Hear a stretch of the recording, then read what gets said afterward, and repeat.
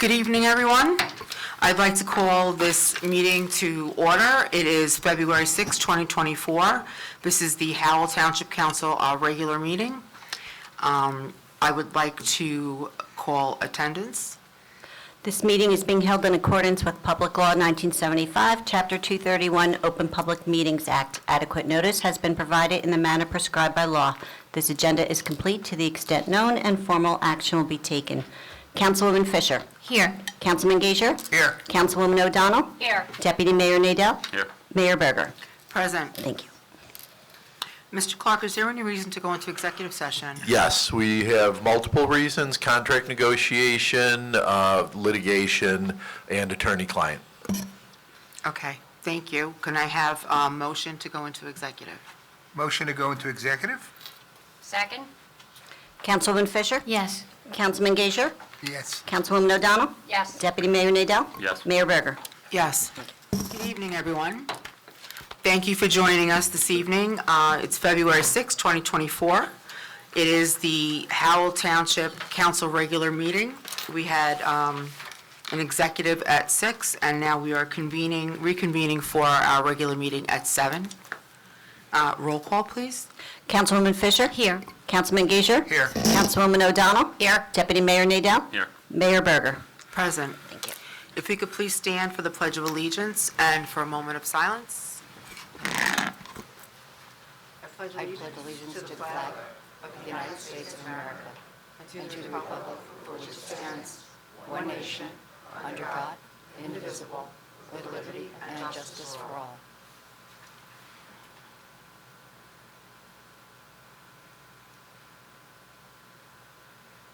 Thank you.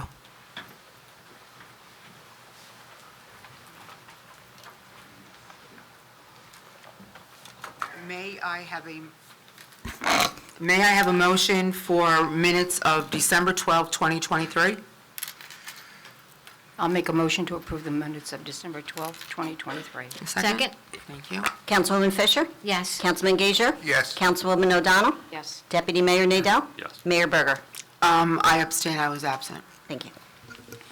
May I have a motion for January 2nd, 2024 reorg minutes? I'll make a motion to approve the minutes of January 2nd, 2024. A second? Second. Thank you. Councilwoman Fisher. Yes. Councilman Gager. Yes. Councilwoman O'Donnell. Yes. Deputy Mayor Nadell. Yes. Mayor Berger. I abstain. Thank you. At this time, we have a presentation from the State of New Jersey Green Acres Program for improvements at Echo Lake Park. Hi, everyone. My name is Matt Howard, Director of Community Development for Howell Township. A couple weeks ago, our grant consultant, Colliers Engineering, brought to us a unique opportunity, what is called a Jake's Law aspect of a Green Acres grant. You're going to hear more about the specifics, but we have been working with them to put a proposal together to replace the existing playground at Echo Lake. The playground's at end of life, so we're looking to make massive improvements to that park and make it a gem, even more of a gem for Howell than it is now. You'll hear about the type of equipment and more details. This is a focus of the governing body for Howell. It's been very clear that the governing body has charged administration with improving our open space, getting more open space, improving our parks. This is a piece of it. We have to chip away at it. We have a lot of different parks in different areas of town. As we know, we had a sports lighting to Soldier Memorial not too long ago. We're also currently under construction under another grant for improvements at Deerwood Park, and this is the next step in that. So we're trying to chip away and improve the quality of life for Howell. I'll leave it off to Colliers Engineering. We have Kelsey Rittner and Chris Gammons here to present. That mic works too. Talk into it.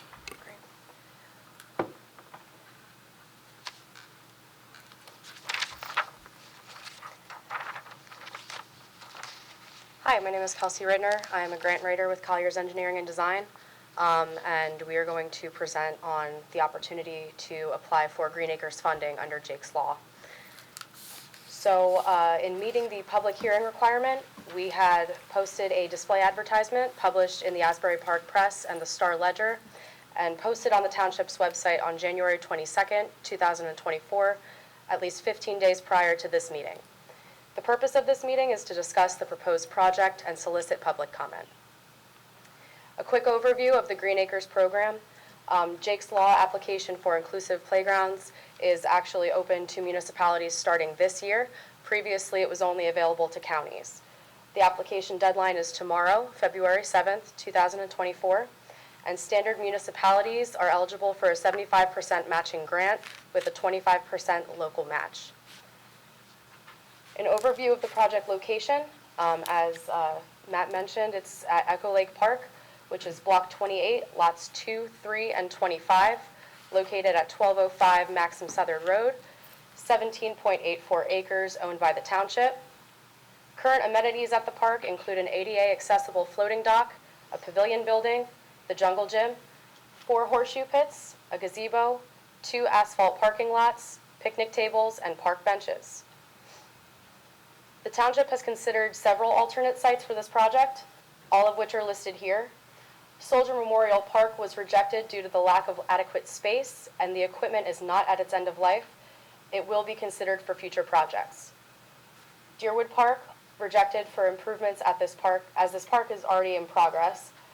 Equipment is not at end of life, and it will be considered for future projects.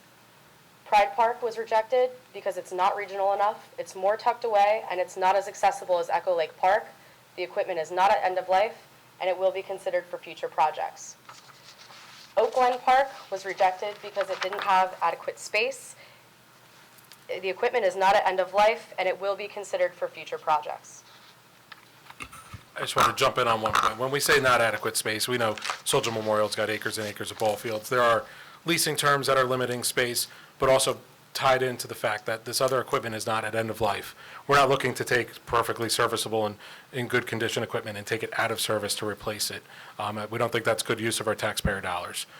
So when we say that there's not space, it's because there's playgrounds already there, and we're not looking to remove those. There are some site photos here. Here you can see that there is currently no ADA accessible walkway from the parking lot to the playground, which is located next to the pavilion building. The gazebo and the lake will not be affected by this proposed project.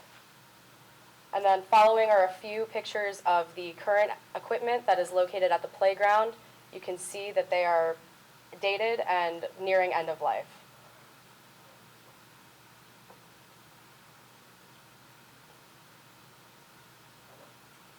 The picnic tables located near the walkway for the walking trail will not be affected by the proposed project. And now I'm going to turn it over to Chris Gammons, who's going to discuss the DCA rules for a completely inclusive playground and how this project adheres to those rules. Good evening. So as part of the NJDCA rules for Jake's Law and an inclusive playground, the idea of inclusive has different levels of interpretation on how they're being listed. And I think initially when we discussed this grant, there was an idea of building a park next to the current park that was there and then making improvements to what was there. But the nature of Jake's Law is not leaving anybody behind, including everybody, no matter what your abilities are. So following the guidelines, I won't bore you with reading through every bullet point here, but the idea is to give everybody access and make sure that they feel included in the play on the playground.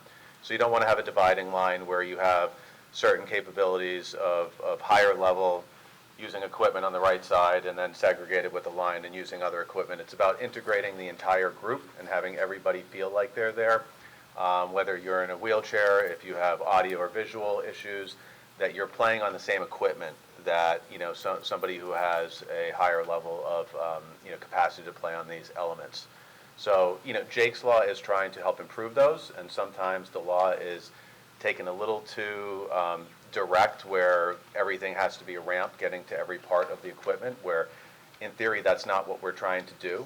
We're trying to get everybody accessing and feeling like they're using that equipment, but also make an attractive park where everybody wants to come regardless of their level of play, so that you have everybody kind of working in harmony. So parts of that again include audio, visual, music, sound, access at ground level, access for wheelchairs.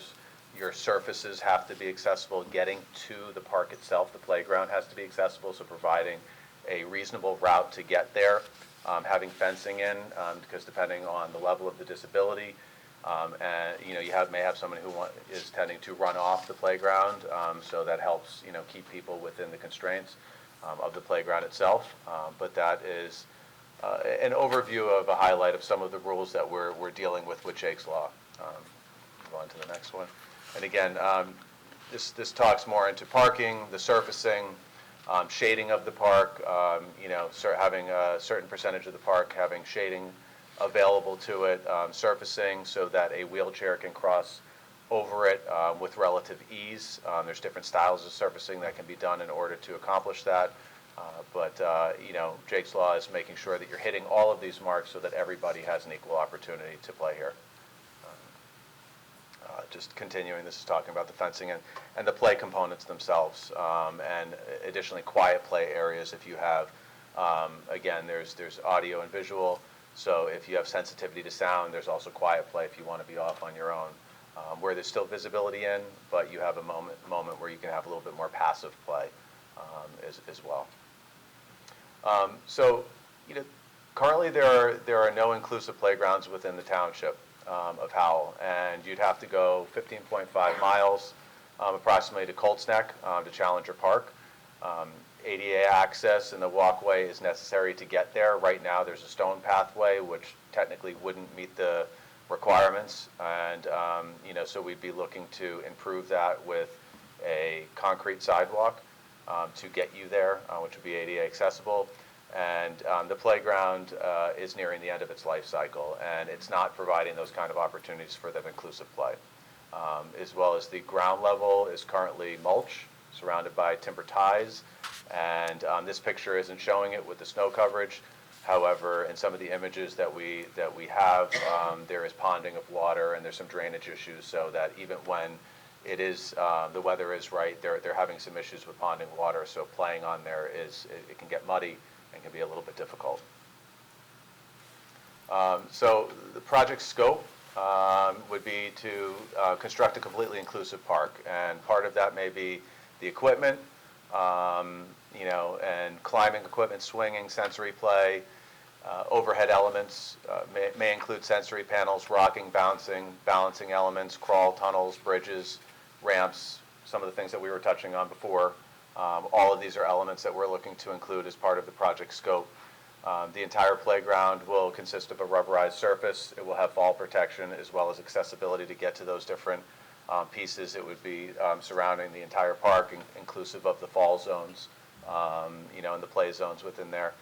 And, you know, constructing an ADA accessible walkway. Part of the concept is we have two different walkways that we've shown on the concept plan, which we'll share later. And one of the walkways will just get us there. There's an additional walkway as an opportunity to add as an alternate scope, which would complete a 1/8 mile loop. So it's not a large loop, but if someone's going there and their child is playing, they'd have the opportunity to get a little exercise and do a continuous 1/8 mile loop without losing visual contact. So we felt that that could be something that could be an additional amenity, you know, but it might put us a little bit outside of our project budget, so we added it as an alternate you know, opportunity. Also, the township is aware that the current playground and the equipment was dedicated to a family that used to live in town, and they suffered a SIDS death in their family. A little girl had died. So we're aware of that, and we're making attempts to reach out to the family to let them know of the project, of course. We plan on continuing that dedication. We've actually had some help from some friends here to help identify the family and where they might have gone. They did move out of town, I think, about 20 years ago. But we are looking to carry that dedication forward with proper signage and a memorial, because we don't want any memory to be forgotten.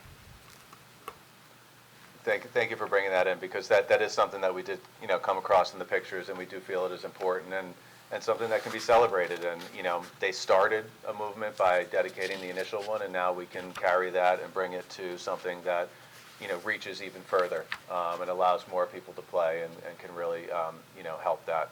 So this is the overall, you know, concept plan. It's a little bit hard to see on here. So we've highlighted the parking area to the south on the plan. It has existing ADA parking spaces with the curb cut to get up onto the sidewalk. However, It doesn't have the pathway leading to the back. So on the right side towards the lake, that would be the main access point that we'd be looking to present. On the left side, the returning, that's the alternate sidewalk that would complete the 1/8 mile loop for this park. You can see within the oval, there is a highlighted square. That's the existing playground, so we would be expanding the footprint of that playground, almost doubling, tripling the size of the existing one. So that is still, this is still a concept phase, and based on the feedback that we would get from the council and the committee as well as the town themselves on what the final elements are, the bigger picture is getting the grant money to allow us to do these kind of improvements. And the scope and the budget would have to remain the same, but we could refine the materials to make sure that it really complements the desires of the township as well as the community to hit all the marks that we need. So I think we're flexible in the size of it and the final design elements, but felt like this was a good first take to go for the grant itself and to acquire that kind of money. Couple pictures here that were presented for public opinion.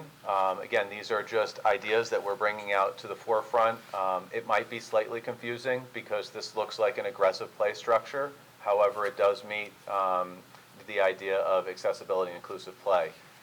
This is a multi-level structure, so you have access at the ground level.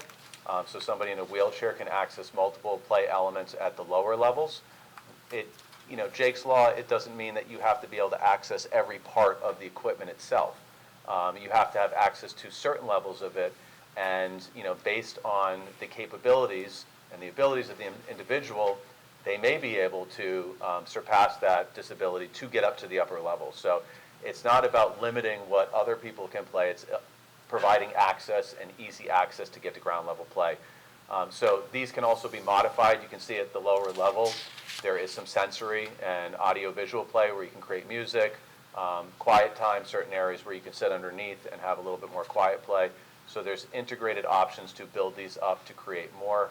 So I know that was one of the comments that came through in some of the imagery that we had presented out there, so I wanted to touch on that as we go through some of these images. But this is what we call one of the mainstays, the real attraction piece that would hold, and then there would be a whole host of items around that would support it and give you alternate types of play. So this was the structure one. This is an alternate structure, which again was just brought in for feedback. This is another one of those mainstay fixtures. Again, inclusivity, you can get upwards of 30 people on the structure, which is interesting. There's all different levels of play to it. I brought my children to a similar playground like this, and there was a few people with disabilities that were playing at the lower level, and my children didn't want to leave for the day. And they have high-level capabilities, and they were up at the top and hanging and playing. But there were about 10 kids on the structure, and it was something unique because there's no differentiation about the different levels of play. Everybody was there on one piece. So while the structure itself may not be as appealing as some of the other ones, it's true to the identity of what Jake's Law is trying to capture. Somebody with a wheelchair can get at that lower level and may have upper level strength and can pull themselves up to the upper levels on this. So again, it's not limiting, it's allowing access, but then allowing the individual to hit their own capabilities on the structures. This is another one that's similar, a little bit different in its style of play as well, and the form and the materials, where the other one was more of a wood structure. This pulls back to the steel structures. What's interesting about these is there's, again, a level of play where you can have between 30 and 50 kids playing on different portions of these kinds of equipment. They're interesting. Each time you address it, or you can come from a different angle. There's a different style or piece of play. A lot of the elements on it can be interchangeable for other pieces that you can customize specific to the desires of the community to get there. Because they don't have these elaborate ramp systems of what I was talking about previously, we did, Colliers designed one of the first Jake's Law compliant parks, and it was primarily a ramp system because that's what the law was directing you to do. And you took a ramp and went down a slide, and there's a lot of cost associated with that structure. This allows us to get a little bit more creative, a little bit more elaborate with the pieces and the amenities that are attached to it, while limiting some of the cost output to get a couple more features. And that's also why that oval you saw was a little bit larger, because we're maximizing the type of equipment that we can buy and maybe get a couple of these pieces instead of just one. Maybe get 2 to 3 pieces that could really support a wide variety of the ranges. And again, inclusive, being able to play with 2 to 5 and then also 6 to 12 and combining that in one park while giving them space to allow that kind of play to happen is, really how we read that, that grant, that law. What we're trying to promote is inclusivity on all levels. So those are some of the concepts. As far as the environmental impacts to this, obviously we have a lake, it's a state open water, right adjacent to the existing park itself. We have some wetlands that are hovering to our the plan view to the west within the wooded line. It's primarily held within the wood line, but there are buffers of 50 feet could potentially be assigned to the state open water if there are wetlands found along the perimeter edges. We don't see that happening, so it shouldn't necessarily have a buffer on the state open water side. However, we've shown that on the plans just in case that comes up.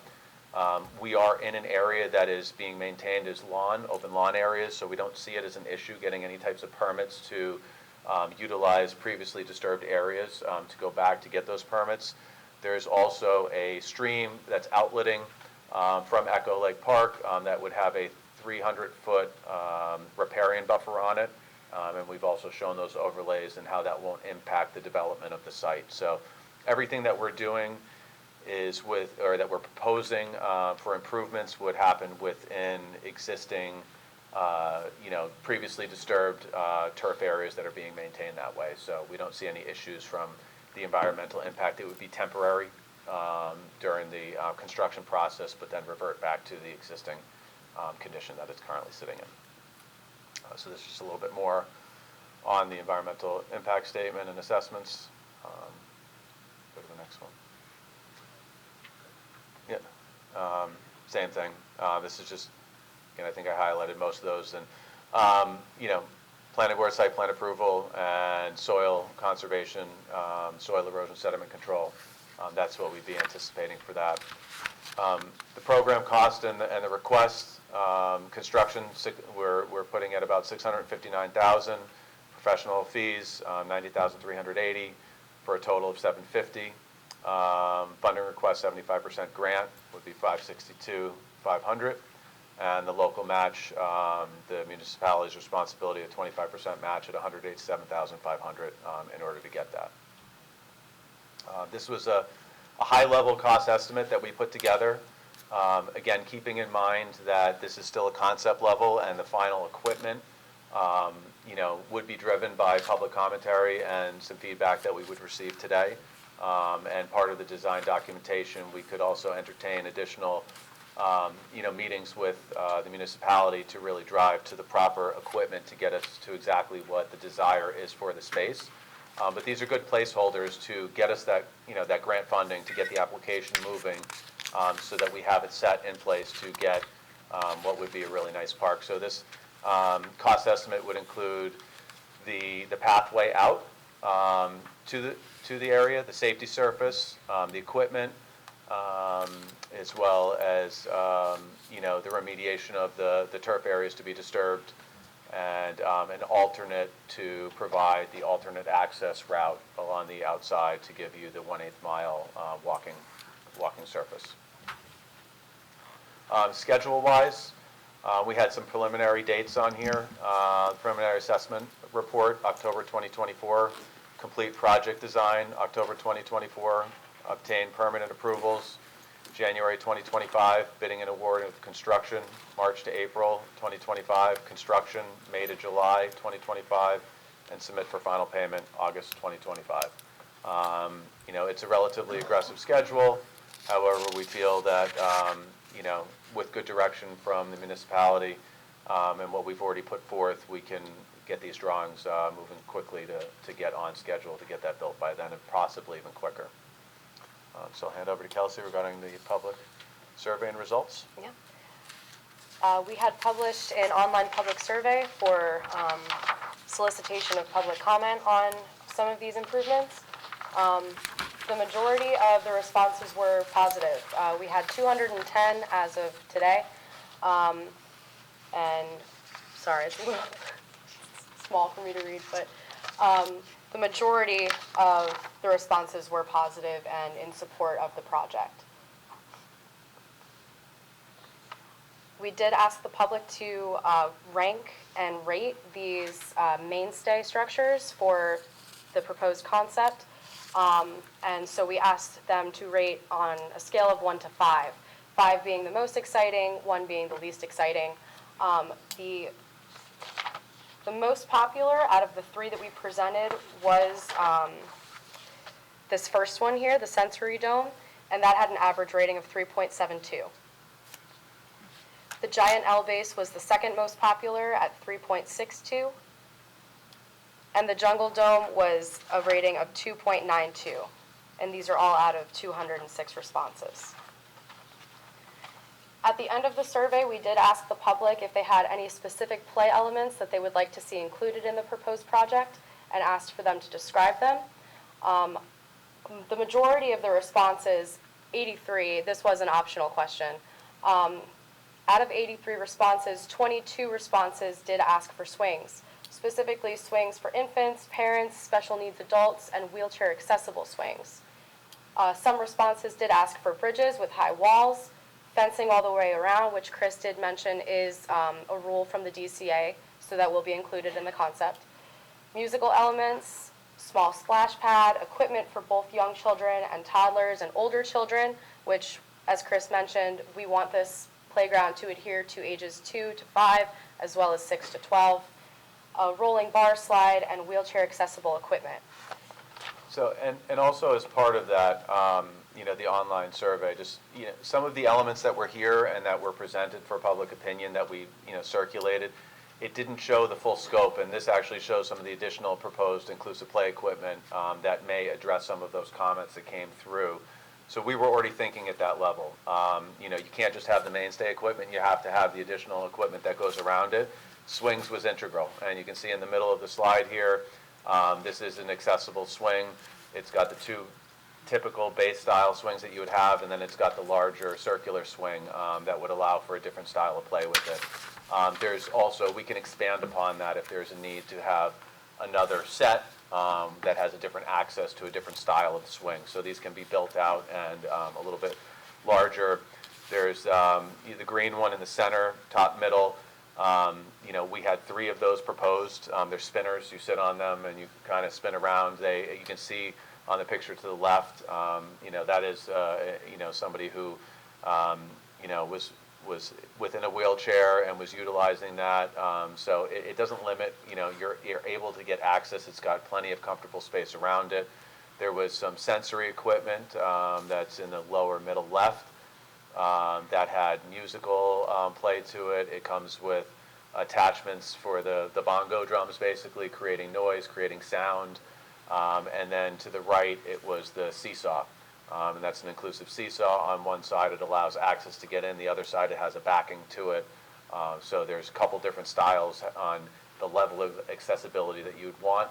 But these were all factored in to use with 2 of the mainstays to be surrounded around them. So it was more than just the larger picture. So these were right in our target range of what we were looking for. And I think, this, if we had this slide, it might have addressed some of the comments that had come through there previously. So we wanted to share this as well. And at this time, we'd like to open for public comment and questions.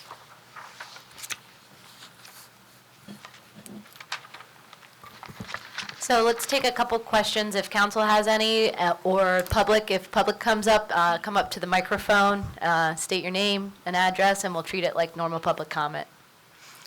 I have a question. So the 187,000, how are we paying for that? Out of our open space. Thank you. I have Ben Novick, 58 Yellowstone Lane, Howell, New Jersey. And, am I stealing your thunder? Shark tip. Yeah, just one question. Go ahead. Is there anything that would prevent us from putting, as other parks in our township become end of life, is there anything that would stop us from making more inclusive for disabled children in other playgrounds when the stuff is updated? No, if this concept takes off and it gets a lot of use, that's exactly what we propose to do. We want to do that on a reasonable schedule when that equipment comes end of life, or we have an opportunity through grants to do it. So absolutely, that would be the goal. Yeah, exactly right. This will be proof of concept in a lot of ways because it incorporates certain practices within it that we don't have in our parks right now. Mostly the pourable foam for the bottom structure. So we think that that's going to be successful, and that'll end up being a model for future, like Matt said, as we approach end of life in other parks, we'll look to do the same stuff. I've got one quick, we can apply for this again next year? So Green Acres will set their terms, and as long as it's included, yeah, there's nothing stopping us from going Okay. multiple years, yep. Thanks. I do have a concern, Mr. Novick. Maybe you want to sit in that chair next to you. Okay. Relax. Two things. I know there's a walkway going toward the equipment. So would there be another walkway that would be going back to a door where the bathrooms would be located? So that is one of the, we had an optional connection that would lead to the pavilion and to the bathroom areas as well to get you that access. Now, I have not reviewed if that would be through the back door or through the front door. You'd absolutely have the pathway to get back to the front door, but obviously we want to minimize and get the closest path, especially for ADA compliance. Which would be the back door, Yeah. presumably? Yeah, so it would be about a small 15 to 20-foot attachment to the sidewalk, which we showed as an option. And also, I noticed that you have some equipment that's wood, other equipment that is, I presume, steel. So, in terms of maintenance, would the metal or steel be a more efficient maintenance issue as opposed to any of it that's made with wood? So I think that, the materiality that we showed up there was for precedence to get ideas generated. This is a park that's been celebrated for its kayaking and for its fishing. I'm aware that it was degraded and that there was a lot of improvements over the years to get it back to where it is now. So the wood element kind of brings that warm tone into it that may, some people may have concerns that, something too flashy or too colorful will, detract from the lake and, the beauty of the lake itself. So that's more of a nautical feel maybe to pull in some of the woods. The woods that they use are typically like a black locust wood, which have very low maintenance to them. There's no staining or painting. They're treated to last and to weather, so they'll get a weathered gray to them. So there would be a low maintenance level from that standpoint. But like, So wood that have durability would also be given a high priority? yes, it would be typical of your piling, wood that you would put in a marine type setting. So you'd Okay. have a long lifespan to it. I wouldn't want to misstate what the lifespan that they have on the particular item, but if that was a concern, we could give you an option of what the wood structures versus the steel structures would have for their lifespan. I would think that the steel structures are powder coated, so they would have a touch up in the painting element that may happen over time with some fading, where the wood Okay. element might have a little different, where it's weathering and it may have to be spot repaired if there was some kind of chipping from it or some of And of course, finances also play a part, as we all are aware. Okay. Absolutely. All right, thank you. You mentioned there are two parks north and south of here. Those two parks, do they contain equipment very similar to this? If we wanted to go take a look at it? The closest park, the Colts Neck Park, that is mainly a splash pad park, so that one is more utilized in the summertime. And I believe that is the most inclusive element of that park. So this would be unique in the area, for sure. We could definitely get you some precedents, though, of parks that have inclusive play. I wouldn't say it's particularly the equipment that we're showing, but there are inclusive parks that you could get to see what some of the equipment are and see what we're trying to create, which might be a little bit different, and really speak to this park itself. That's what we're looking for.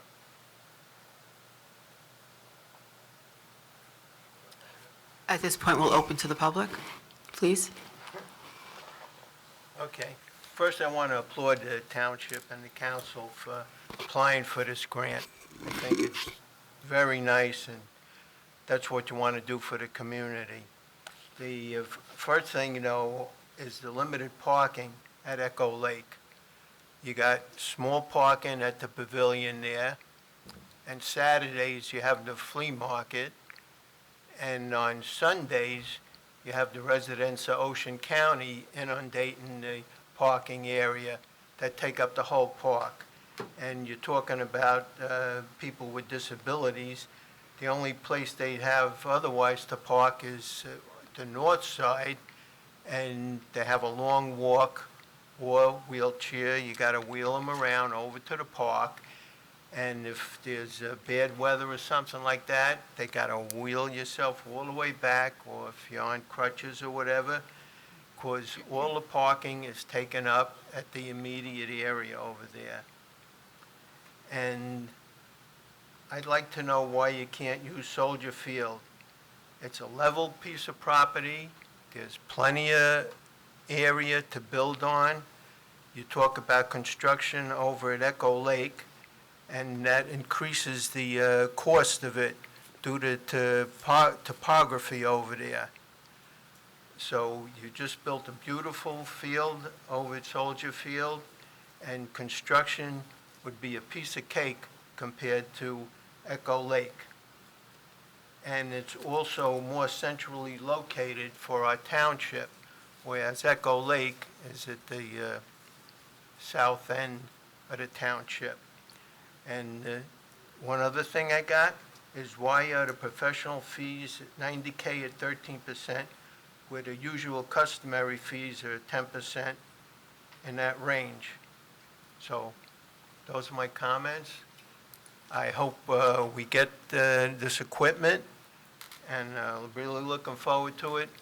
But I think the township put a tremendous amount of effort into the Soldier Field, and I think it would be better for the people that have physical disabilities to use, especially since we're going to put new stands over there and bathrooms, et cetera, as opposed to the additional cost that will cost for construction-wise over at Echo Lake. Thank you. Thank you. There's a host of questions. I can try to answer a few of those for you. So I'm not going to touch the Soldier Field one. I'll leave that to the municipality to answer reasons why we're selecting that. And I think we had highlighted a couple of reasons why this park in particular made sense in the end of the life cycle for the equipment. As far as the ADA access, I think that's a very important part to bring up. I believe right now there are 4 spaces right central to the front of the parking lot. Maybe during some of the flea market events, they're not being utilized or maintained as ADA. Maybe they're getting taken up for other elements, but I do know centrally located right in front of the pavilion, we do have, I believe it's 4 ADA stalls. At a minimum, it's 3, I think. And they're striped with a curb cut, so you would have direct access for those immediate. It may be something that we want to add some more striping in front there if we're making an accessible park to allow for maybe a few more spaces that would address the maybe additional people that would be looking to use the park. So I do think that is a good idea. That was 2 of the questions. Third, I'm trying. The cost estimate and the percentage of. The cost estimate and the percentage. So that is something that is typical of Jake's Law. That is the requirement that they allow it to go up to 13%, for professional fees. We're also including, an opportunity in that, as I mentioned before, of some collaboration with the municipality to get community engagement to figure out what the proper equipment is here. So we're trying to make sure that we have the proper set aside to carry it through. If those numbers end up being lower, it's not that the 13% is set, that's a maximum that's set, so that we're looking to cover all costs to make sure that there aren't unforeseen issues that we would have to deal with. But we would absolutely work to make sure we minimize any output from Colliers to ensure that the park itself received as much of the improvement money as possible. I have a question, Matt. I don't know if it's feasible or not, but could that whole parking area just be ADA? And then the other parking lot not? We could. That might cause some hardships as well. I mean, we'll definitely take a look at what's required. we'll probably go above and beyond that. If the real-world application is that we don't have enough, we could definitely add to it. We did just expand the parking on the other side, so there is plenty. And if it comes to that, we could definitely explore that option. But I don't want to leave that as the only option because it's not always in use, the park and the Understood. parking lot. So I want to make sure that, everyone's got some spaces. In terms of the Soldier Memorial aspect, I agree. Soldier Memorial is a great park. It's got great facilities, great potential. Still, there is no improvement you can think of that would not go great in Soldier Memorial. Let's be honest. A splash pad, if you could, football field, whatever you think, it would go great there. We do have limited space. There are 3 playgrounds there now. They are at different ages of their life. And right now, we have a need at Echo Lake to replace this playground and to do something hopefully better and good for the community. Does not mean we're not going to do things at Soldier Memorial or all of our other parks. We are trying to spread around the enhancements to make sure every park is getting the attention it deserves. I have one, I'm sorry, Mayor? I was just going to say, in the presentation, it was mentioned that Soldier Memorial was rejected because it didn't qualify. But we have discussed something about things in the future there, so. Absolutely. You just killed me, Fred. It'll come back.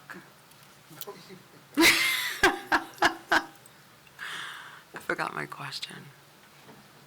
Is there anyone else in the public that wanted to come up and speak about this?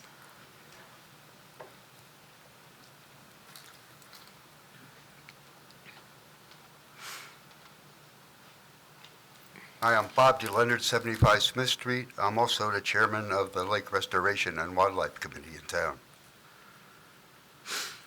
Echo Lake is our home base. Our committee as a whole is in favor of this proposal. I wrote a letter to Director Howard. I could read it. It wouldn't take me long, and just that's our feelings about this proposal.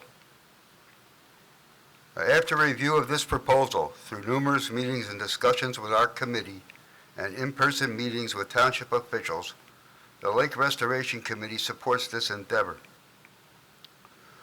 The existing playground at this location is in need of replacement. This project will be a vast improvement in the recreation for children of the area. As chair of the Lake Restoration and Wildlife Committee, I would like to express the support of the committee for the township's grant application to obtain funding for this improvement at Echo Lake Park. The project will include construction of a completely inclusive playground and an ADA accessible walkway from the parking lot to the playground surface. These improvements will allow for children of all ages and abilities to enjoy all of the amenities that the park has to offer. The committee fully supports the township's initiative to encourage inclusive play, maintain the natural beauty of Echo Lake Park, and improve the quality of life for our residents and visitors. On behalf of the Lake Restoration and Wildlife Committee, I support the township's effort in pursuing and funding and respectfully request strong consideration of this grant application. Just in closing, I'm really proud of my committee for this. If I'd have handed you a letter last week, I don't think we would have got the same result. But thanks to the due diligence on their part, which I encouraged, and they did it, they dug deep and deep, and they finally came out in favor of this. I didn't encourage them at all. They did this on their own, and thanks to our township manager and director, which we had numerous subcommittee meetings, a meeting with town officials, and I think it's a good idea, and so does the committee. And I'm really proud of my committee for taking the extra time that they did to investigate it. Thank you. And Thank thanks you. for your attention. Thank you. Personally and professionally, I'd like to thank Mr. DeLeonard for the letter of support. We also reached out to Lisa Dowd from the Shade Tree Commission and Environmental Commission. They also provided a letter of support, as well as 2 residents. It's part of a requirement for the application, but everyone jumped at the opportunity to do so, and we thank everyone. We know that those letters of support, part of the application, and Green Acres is going to look at them for sure, but we know internally they mean a lot, and we're thankful for it. And I echo that. It matters, and it's a perfect example of teamwork within the community. And I want to thank Mr. DeLeonard. It really was gratifying to work with that committee, and the Environmental and Shade Tree Committee are great, as always. So it's really nice to see everybody come together in support of something like this. So I think my one last question is that even though, for example, if we decided no, we were going to redo the existing park, is that correct? We mentioned that.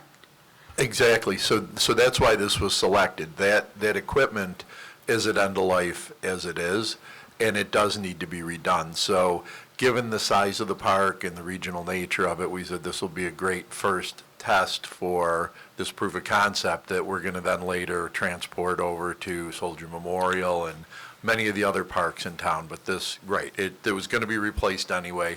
It's a great jumping off point for us. So what I believe I'm hearing is that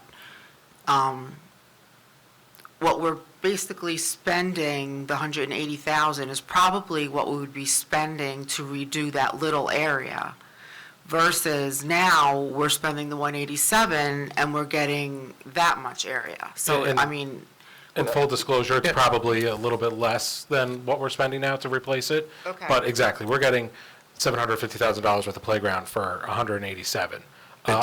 Yeah, it's a huge multiplier on it. It's not exactly dollar for dollar, but it's close enough to be well worth applying for the grant, because we are going to get a lot more out of it. And I will tease that Colliers is currently helping us with a second grant that may cover our portion or a portion of our portion of this grant.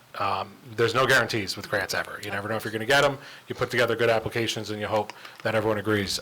So it's possible that the 187 number could be covered by another grant. And particularly pleasant is a 75-25% split that's associated with this grant. Often it's, an equal amount that we have to put in, but 25% compared to your 75% is very attractive. And I do believe, like everybody has said, it's a good starting point for the rest of the town, the rest of the playgrounds. And I'm very happy about the committees that actually took the time to look at this playground globally, as opposed to, just a park. I mean, we all realize the need, and certainly an inclusive park up to the age of 12 is particularly nice, because I think that we're saying exactly what we all feel. We want everyone to have the opportunity. We want everyone to feel welcomed. And more importantly, we'd like to have our kids outside enjoying some fresh air. So I see nothing negative with any of this. So I'd like to thank all of the committees and the administration. It was a job well done. And presuming that this goes well this evening, I think the town of Howell is a real winner in this project. Thanks. Interestingly enough, that was part of what spurred part of the conversation, was that there was going to be an improvement to the existing, playground itself. And that structure, something of that size or scale today, is going to cost that 100 to 130 range just to get that. And then you do the safety fall zone underneath it in lieu of the mulch, and you're already over that budget by the time you do just the replacement of the existing park. Now we're looking at creating a larger park with more amenities, more space, and getting that covered for the same cost. So the investment that you were thinking, is going to pay dividends on that side. And, just to comment on what the gentleman came up here and said before, that's also why the number that we had placed at 13 was for some of that community engagement, to work with the different, community members and volunteers and different groups to make sure that what eventually gets designed for the space complements all the different efforts.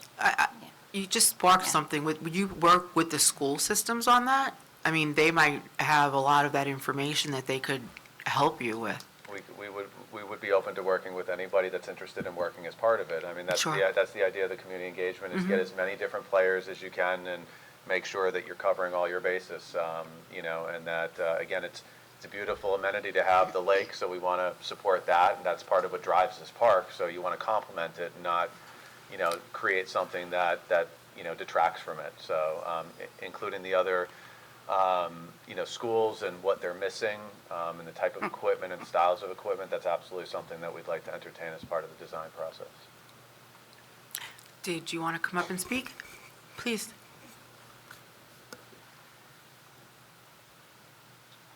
Good evening, Betty Velez Gimbel, 97 Victory Road. I just wanted to say this sounds like a beautiful idea. It really sounds amazing, and a child-centered approach when planning is invaluable as for our future as a town. So that's great. I may have missed the ensuring the safety from the lake. Did I miss that? There's an enclosure for Jake's Law. You need a enclosure, a fence that can be a fence or a natural buffer like a hedge. Okay. In this scenario specifically, because of the lake, we would probably be looking to do a fence all the way around. Okay. That allows, depending on the levels of ability and capabilities in play, you're not having to watch every second, worried about somebody running towards the lake. Okay, thank you very much. And I just wanted to say, maybe as a future idea, we could think of a splash pad for Howell. Cold Snack has it in Alvin, if you want one. All right, thank you so much. Thank you. So, great comment, and no promises, but we are thinking of ways potentially to work on a splash pad. It's a tough lift, but we're trying to tease our way through it, so more to come, hopefully. Just another note, we are working with the grants team here, and, they're pretty good at what they do. And something that came up that's coming out in a few months that also could roll into this and additional funding for things is an NOAA grant for fishing and access to lakes and kayaking. So that could also be something that could be included as part of this, is an inclusive kayak, access point. They will fund, I believe it's up to 100,000, possibly more, but for accessible access, which could also play into accessible parking, accessible walkway out to the playground, and then potentially having a kayak launch if that was something that was desired by, the community. Just another amenity, another piece that could be added on as part of the pieces as we continue to develop the plans. So last call, do we have any additional public comments for the grant application? All right, we have one more person coming up.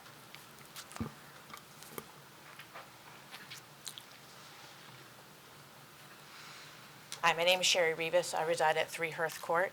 Is this only questions for the grant application, and then there'll be public comment later? Yeah, there'll be separate public Thank you. comment. So I don't believe that the fence cost is included in the expenses, but I wasn't sure how much the additional cost would be for the fence. I didn't break out each individual pieces, but the fence would be included as part of the overall cost. Great. Yes.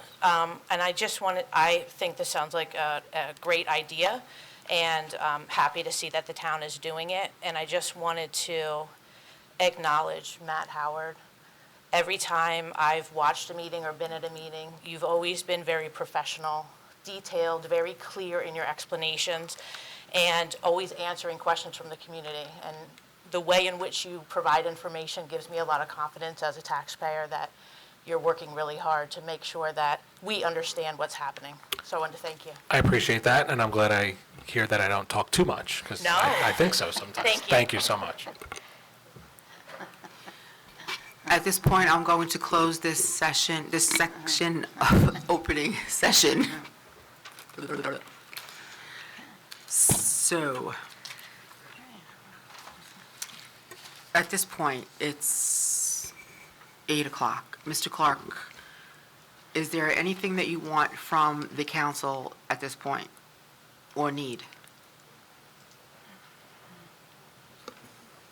No, I think we can keep moving forward through the agenda. I don't think that we specifically need to vote on it. We needed to have, for the purposes of the grant, a public hearing on it, which that objective has been accomplished, so we can move forward. And we're going to submit the grant then, yes? If you guys would like, I think we should. There's a resolution on Yep. the agenda tonight. So we'll vote on it, but yeah, I think everybody seems in favor of it, so we'll keep that on. Thank you. Do you have, the professionals have anything more to discuss at this time? It's 8 o'clock. Yeah, we can keep moving through. Okay. So I guess I will then open up to the general public at this point for the consent agenda. So they can go. May I have a motion to open? Thank you so Thank much. you very Thank you for much. your presentation. Thank you. Appreciate it. make a motion to open public comment. Second? Thank you. All in favor? Aye. I actually like the wooden one myself, to be honest with you. I liked it better in this setting. Is there any resolution that you want to pull out of the consent agenda? No? May I have a, We're on public comment right now, so if any members of the public want to come up for a public comment, please feel free. I don't have anybody on our little board, so first come, first serve.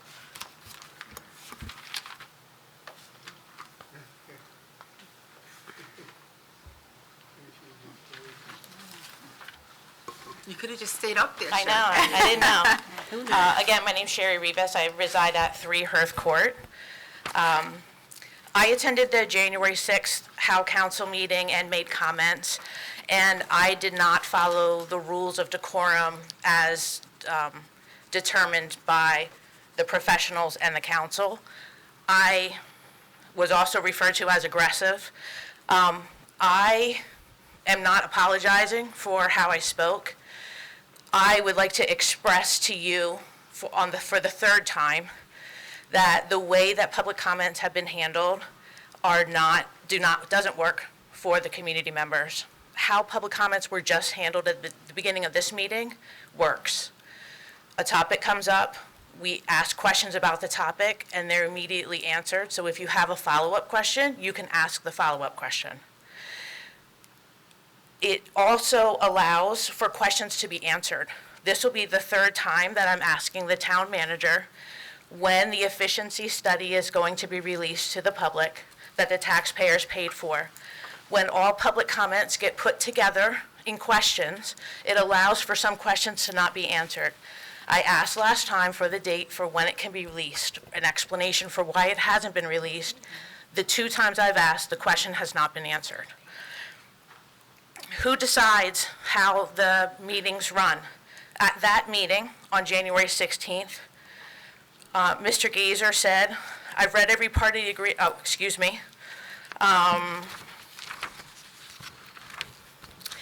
First off, I want to say that how this meeting is run is at our discretion, not theirs. They follow our orders, so if the procedure that we follow has been established by us, not them, I want to make that clear. And Ms. Fisher also said, from day one, all 5 of us agreed that we need to bring decorum back to our township meetings. So I asked who runs the meeting, you said you run the meeting. This is my 3rd time asking. Please allow the public to speak and to answer our questions when we ask the questions. Transparency. Transparency in government is a fundamental principle that involves openness, accountability, and honesty. Key aspects are access to information, sharing information, responsiveness and efficiency. And in summary, transparency is a critical concept for responsible governance, impacting democracy, economic performance, and citizen trust in government. It fosters accountability, empowers citizens, and contributes to better outcomes for the public. What I'm asking for is transparency. I'm going to use 3 examples. At that meeting, we talked about the waste transfer facility. We, the public, were not provided the 12 or 13-page document. However, Mr. Gazer said at the meeting, I've read every part of the agreement more times than I care to, and I completely agree with it, and I'm confident that it's the best deal we can get. Ms. Fisher said, for the residents who think we're just seeing this for the first time, I can speak for a few of us here, for several of us here, we've been talking about this for months. But when it came time for the public to know about it, you could not provide the documents for us to review it. And when the public asked for you to wait one more meeting, 2 weeks, it was said that you couldn't wait. It had to be approved that night, because what if what if he or she decides tomorrow? So you've had it for months, and we weren't provided it, and you voted on it. That's lack of transparency. The situation with the playground, the inclusive playground, wonderful, wonderful idea. The community was informed on January 22nd that there would be a hearing tonight. It's February 6th. The application deadline is tomorrow. What if I stood here and said something that you hadn't thought of? You couldn't change the application and meet the deadline. Why are we waiting till the day before the application is due to have public hearing and comments? Even the paperwork for the application says a public hearing does not equal public engagement. It's written in bold in the documentation. Great that something was sent out for people to fill out. If you read it, it was yes, no. Do you agree that we should have this type of yes. Do you think that this is a good idea? Yes. So many people made comments about the fence and all of these things that I'm glad to hear are addressed, and it sounds wonderful. But you didn't give the community the opportunity to tell you things tonight and then be able to put them in the application. EMS. January 16th meeting, the town manager said at the 2 hours and 29-minute mark of the meeting, after there had been public comments, many EMS members here, in terms of EMS, we can't talk about a lot of it, but we're in negotiations with the union representing our EMS. We are going out to bid. We're always thinking about going out to bid if it benefits the taxpayers. So there's the operative issue. Will it benefit the taxpayers? There's a lot of matrix built into this. It's not just a bottom line balance billing. What's going on to be best financially? We want to look at things like response time and anything else we might be able to glean from looking at other towns who have gone out to bid. He continues to go on. In that meeting, Mr. Gazer, Ms. Fisher, I don't know if Mr. Nadell, you said anything. We are not privatizing. Where did you hear these rumors? And even after the town manager said it, you can look on Facebook. This Facebook page with the four of you, this is represented as your Facebook page, Mr. Gazer. February 3rd, after the meeting. We don't know how the irresponsible parties were that Ms. started Rivas, the your time rumor has ended. Thank you. that the council and town manager were looking to get rid of first aid. Absolutely ridiculous. Time has ended. Thank you. And then you went on to call people's names. Thank you very much. Your town manager told you he's looking at bids, and you didn't know it. Thank you.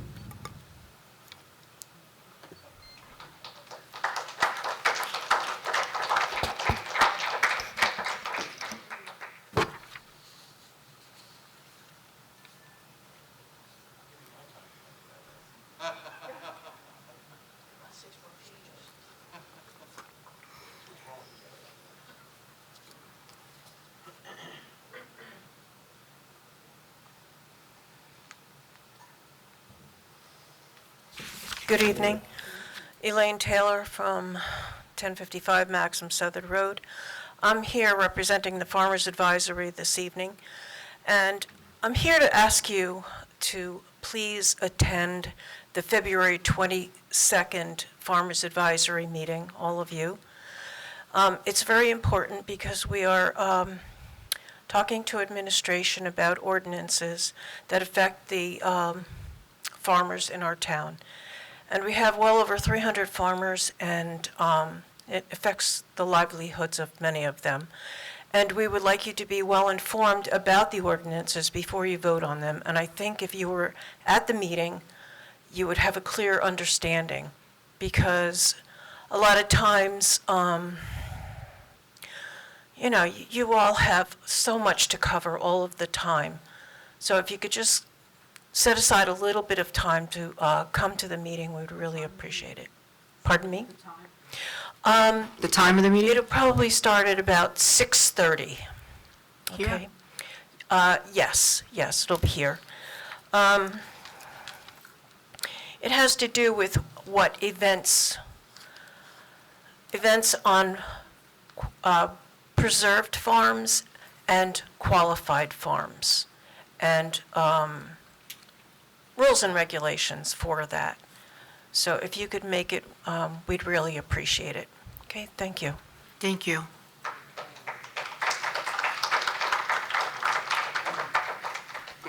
Is there anyone else for public comment? I will close this portion. Motion, please? Yes. Motion to close public? Thank you. Second? Second. Motion. All in favor? Aye. I'll start with the last one. We've been working with the Farmers Advisory Committee. We had put together some draft ordinances. We know that at this council meeting, we've seen some farmers really pushing for some special events ordinances. Right now, the landscape of the law, the ordinance doesn't allow it. The county and the state don't cover it other than very limited circumstances. And we put together some ordinances that would, in draft form, that would really kind of be the first of the kind in the county, at least. I've been talking with the county. So we've been working with the Farmers Advisory Committee so that there's a mutual understanding of the needs of the farmers as well as the legal landscape, as well as liabilities that the township have to take on when they're looking to either approve a new use on a site, change the use of a site, things like that, and the compliance that you need with the municipal land use law. Last week, we had a meeting. I believe there was almost the entire Farmers Advisory Committee in attendance. We also had representatives from the county. It was a very fruitful meeting. I think it went extremely well.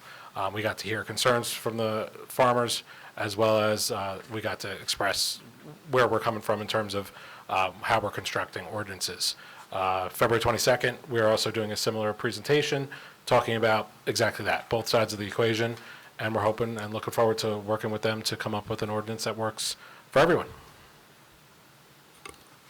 Thank you. So I will answer one of Ms. Rivas's comments about EMS. So I think there's some confusion there. There's two tiers of EMS in the town. And when we were talking, we have a professional service that we employ. They're township employees. They deploy out of Windler Road, and there are paid people.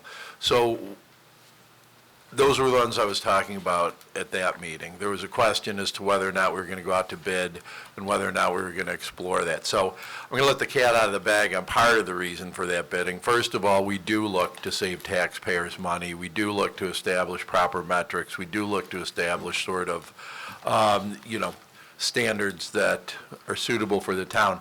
Another one of the reasons we were looking to go out to bid last year was because the other part of our EMS service, which is our volunteer first aid service, there was a question of how we could help them survive. And one of the ways that we were exploring helping them survive was to go out into public and bid and to allow them an opportunity to respond to that bid.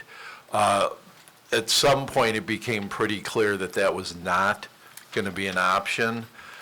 So we then pivoted off of that for our volunteer EMS, and we've been working with them since then on an agreement where they will be a fully volunteered service. They won't be a paid service within themselves anymore, and the township will offer support of a variety of levels. We have a negotiation tomorrow with them on a new agreement. So, yeah, we always look to save taxpayers money. I want to apologize for that, but I do want to clarify that there are multiple layers of EMS within this town. One that constitutes township employees, and the other volunteer service that is made up of the fine men and women over at Howell First Aid. So, Joe, just to clarify what you said, two separate places. Did we ever have any plan to get rid of the first aid squad? I don't think we have any plan to get rid of any EMS, either our own or Howell First Aid. We're working with them. I'm not going to go into the history of it, but we are working with them to make sure that they stay a valuable part of this town. They have been for a long time. I'm aware of that. I know there was some controversy last week that was based on my decision and mine alone, but we have. They have 100% of my attention. I think I have 100% of theirs. I think we have a cordial relationship. We're meeting tomorrow. I'm confident that we're going to get an agreement in place. And then I will love to go out for beers with them. So we will get it done. I mean, I'm just bringing it up in case we have somebody else that wants to come up here and say, why are you getting rid of the first aid squad? Because we're not. We're not on either side of it. We're working with the union to come to an agreement so that our paid employees have, comparable benefits and comparable pay to other squads in the area and are able to come here to work and have an enjoyable life. Okay. All right, thanks. With regard to Ms. Rivas's, some of her other questions, when were we notified about this grant? Do we know how long ago?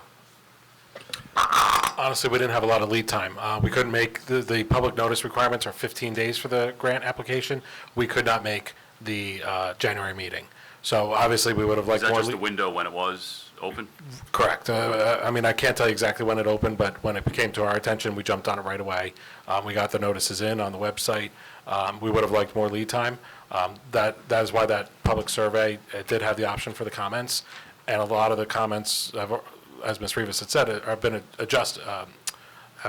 So the fencing, the types of equipment, the swings. Luckily, we didn't have to wait till tonight to hear that.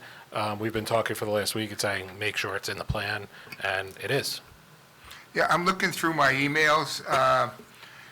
This just came up because we were notified about that park being in disrepair, and we reached out to the family, and then we reached out to Lake Restoration. This all happened within a month. Correct. So, I mean, we had to hear from some of the people from Lake Restoration of what their thoughts were, because they're very protective of Echo Lake. So this wasn't something that we had a lot of time to do. And a public hearing without the 15 days automatically is going to disqualify you. That public Right. notice is as important as it gets. And rightly so about Lake Restoration. I mean, they do great work, and they, again, are an important part. And thanks to Bob DeLeonard, Elizabeth Niskevich, Ed Runyon, all of Howard Belton, all of them, very helpful. We are working internally on sort of a parks plan that, it'll be a complement to our capital plan so that we have a handle on where we are in terms of the lifetime for the parks, when they're coming up on the wheel for repair, replacement, what sort of options we have. We want to look out into the future so that, let's just say come 2026, we don't want to be standing there looking at each other saying, what are we going to do at Soldier Memorial? We're going to plan for it now. And it may include elements like the splash park. It may include elements like all of the inclusive materials. So the longer ramp-up time we have on that, the better able we are to save for it and to plan for it and to really engage the public with it too. I mean, Ms. Rivas has a point. I mean, transparency is very important. And something like this, I would like to get done and published in enough time to get public comments on. We're not acting on anything anytime very soon, but I think this more than anything is a great opportunity for public input. And just one last thing on that point, and we've touched on it. The way we're compiling the application and the concept plan, we got feedback on specific equipment, but none of that is tied to it. The cost and the location is really tied to the application. Based on, if we had comments tonight universally about something, we would have been able to incorporate it. So even on the late notice, we're continuing to be flexible. Yeah, two other things I want to make sure. I know we all write down what everybody said. Could you please cover the efficiency report?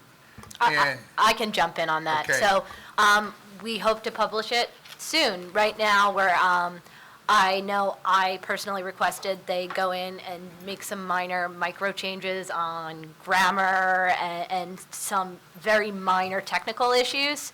So as soon as they make those changes, it gets distributed to the governing body, and then it's going to be considered a final draft, and we'll be able to publish it, and everyone can see it. So I'm really hopeful that it's soon. It's with the study group now, and I'm expecting that to come back shortly. So we had one and then it went back to be relooked at. So will we get the redlined copy? You might, but the public doesn't. Oh, so Yeah. I'm talking The about public, council. the only thing that we are going to publish is a finalized version. I'm And that's why asking- it's not public yet. Only a finalized version then becomes public. I was just asking for council, just so we could see what the changes are from the first to the second. Yes, and there's going to be two parts of it. So there was the original aspect, and then we added more departments to get looked at. So it's a two-part study, and they'll both be available at the same time. And I will note for the record that unfortunately, after the Phase 2 was sort of completed, one of the principals of the company passed away. And that sort of led to a little bit of unnecessary, well, it led to a little bit of delay. I won't say whether it's unnecessary or not, but, so here we are. It should be available shortly. And I will tell you, at least on the Phase 1 and Phase 2 parts, some of the informal recommendations have already been adopted. And one of the primary things that we're going to see change soon is the bulk pickup. We've been reconstructing our own drop-off yard, and we think that between that and the way the scheduling is going to work of it, we're going to save approximately $75,000 to $100,000 a year. So, Joe, one last thing to public commenting, and this is a tough one, but we are the people who decide the public commenting, the council, and we've kicked this around for a while. We did not want to see public commenting revert back to where it was with the public and members of the council or the professionals fighting with each other up here.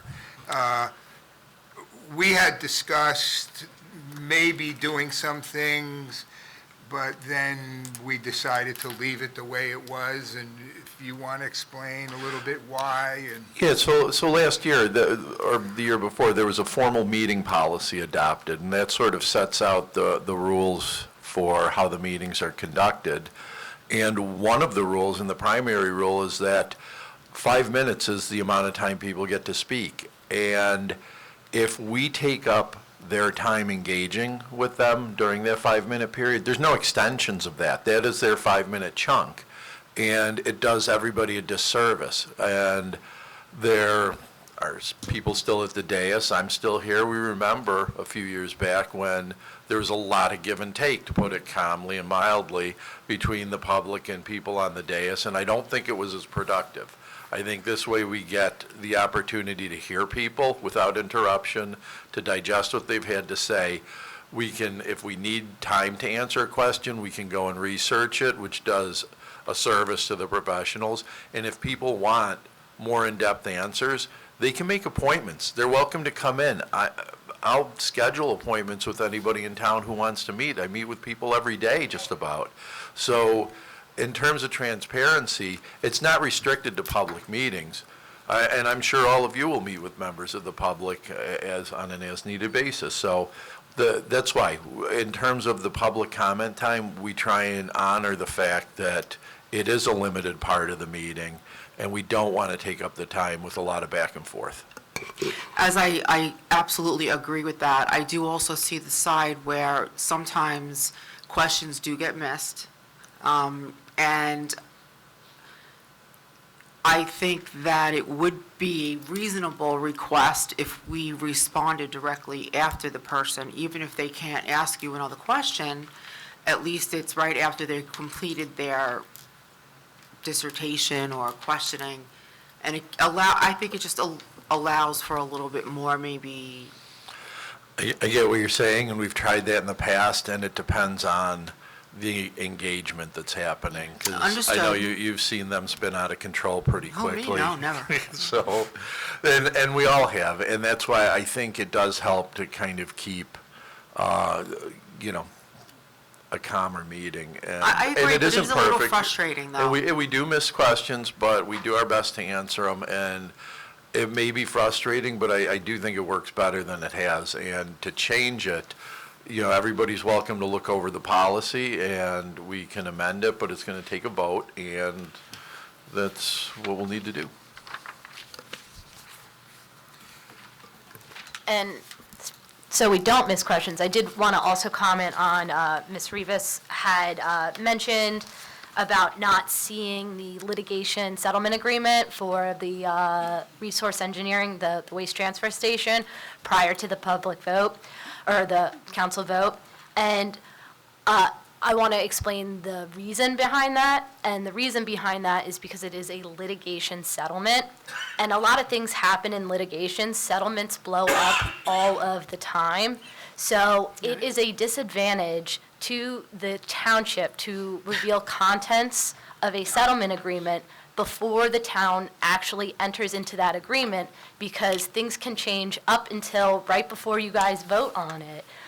So if terms change, it gets confusing for different terms to be out there, and it could disadvantage us in litigation. You know, we could lose leverage. So things like that, those remain confidential until you vote on it. And it's clear case law, you know, it is very clear that those types of documents are considered draft documents until voted upon. As soon as it's voted upon and signed, it's a signed agreement. If anybody had requested, I did get requests the next day after the council meeting, we supplied that agreement the following day. So there's a reason that it wasn't supplied, and it unfortunately is a legal reason, and there might be some caveats to that not everybody understands, but it's not for lack of transparency, it's for the professionals to do their ability and do their job to the best extent for the town. And the fact that, you know, it was a settlement agreement that we were talking about for months. Council members understood the terms of it. Things were changing in that agreement up until the last week. So, you know, it wasn't something that was set in stone for a really long time. So I hope people understand that. It isn't for a lack of transparency. That agreement is available now if anybody wants to request it. But until you vote on it, it's considered draft and not available to the public.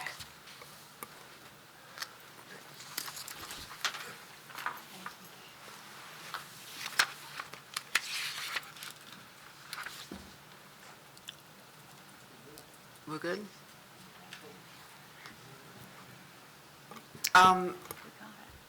She's already been up. Is that okay for her to come up, or?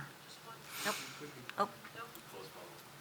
We Closed. it. Yeah, public comments closed, so I think we're onto the consent agenda items. Okay, I'll ask again. Does anybody want to pull anything from the, and vote separately on the consent agenda? If no, may I have a motion? I'm sorry, Mayor, there is one resolution that requires two names to be inserted. Which one would that be? 75, Resolution 75. There's the appointment of two employees, which I presume we're going to be putting those names in. Which one was Mr. Palazzo and the other one? Caroline Shafto? Caroline Shafto. Caroline Shafto. So should we vote on it separately to add the names? No. They're already in the resolution. They're in the, just, those are the people that, Okay. Lou will be the JIF commissioner, Caroline will be the alternate. Yeah. Yeah, it's just that the public would not have been aware without the backups. I just wanted Correct. to be clear, that's all. Okay, may I have a motion? I'd like to make a motion to accept resolutions R 24-69 through resolution R 24-86. May I have a second? Second. Councilwoman Fisher? Yes. Councilman Gager? Yes. Councilwoman O'Donnell? Yes? Deputy Mayor Nadell? Yes. Mayor Berger? Yes. Thank you. The consent resolutions pass. Ordinance 02401, unfinished business. We have open for a public hearing. An ordinance of the Township of Howell changing the zoning of certain properties within the Township of Howell to zoning designation Special Economic Development 1 or SED 1, and other properties to help me here. Agricultural Rural Estate 6 or ARE 6 zone. Thank you. Would anybody want to come up to discuss? As someone's coming up, I'll just give a quick explanation of the ordinance. This is rezoning a portion of town. It's pretty much a couple sections, but the biggest one is between Oakland Road, Route 547, and Victory Road. It is taking all of the parcels and changing them from SED to SED1, with the exception of a few lots on Victory Road. So every lot on Victory Road is proposed to go to ARE 6 zoning, which is residential zoning. This also does change the zoning for the overlay, which is at the intersection of Adelphia Road, Squonkam Yellowbrook Road. It's currently an ARE 2 overlay with SED zoning, and this is going to change the SED overlay to SED 1.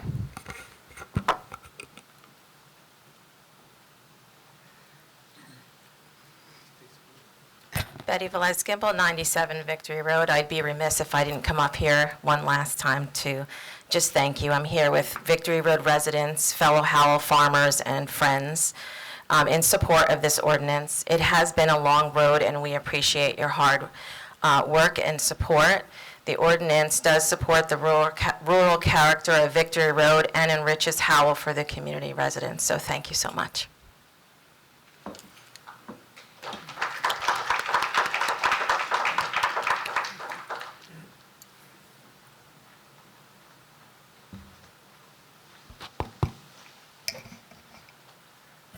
Good evening, Council. Lawrence White, 15 Runway. I want to say thanks to the Council for this.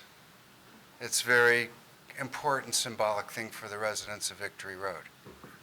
But as my grandma used to say, the cow's out the barn. So we can only hope and pray that we have a wise planning board that will reject the application under the old zoning, and that the residents of Victory Road will continue to enjoy their beautiful, bucolic road for years to come, as well as the rest of us. I drove over here on it tonight. So thank you, Council, I appreciate it. Thank you.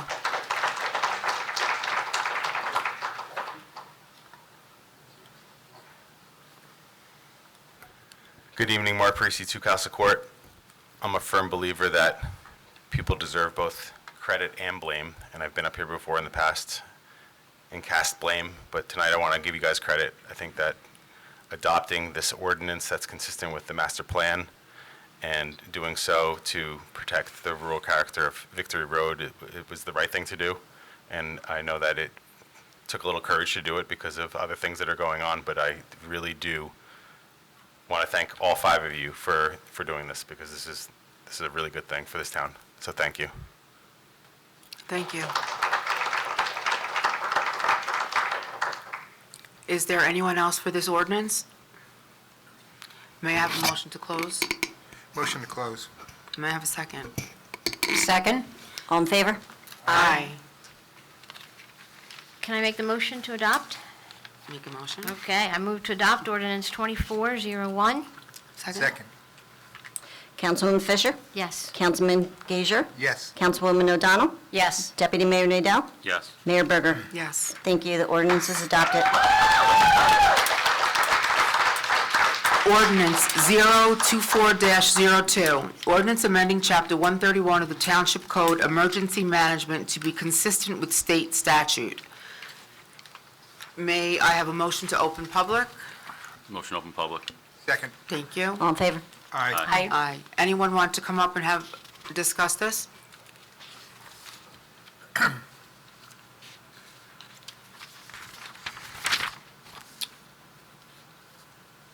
I'm not sure. No. Are you coming? Oh, okay, I'm so sorry.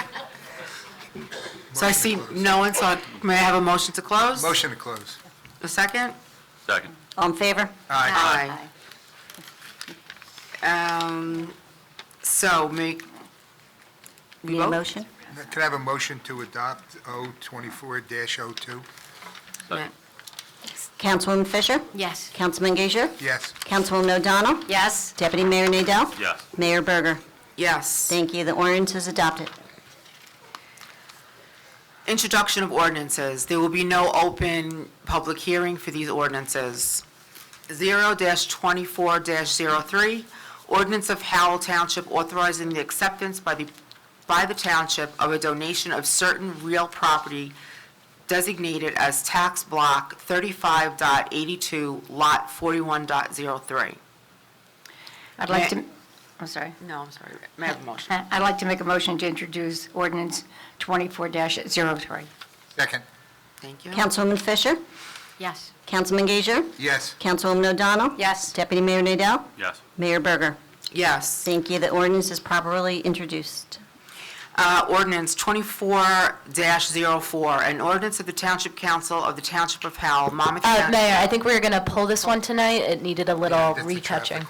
Oh, it wasn't, Yeah, it was a last minute. sorry. Oh, yeah, No, last minute that- decision. It wasn't, okay. Like right at the beginning of the meeting. I'm sorry. That's okay. That's on us. I'll take that back.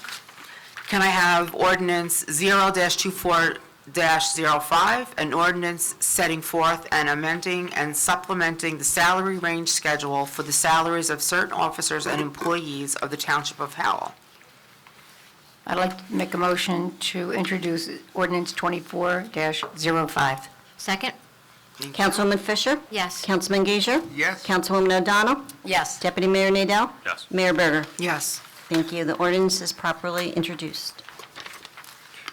Ordinance 24-06, an ordinance of the Township Council of the Township of Howell, Monmouth County, amending Schedule 3 of Section 3.5 of Chapter 7, Traffic of the Township Code of the Township of Howell. Seriously?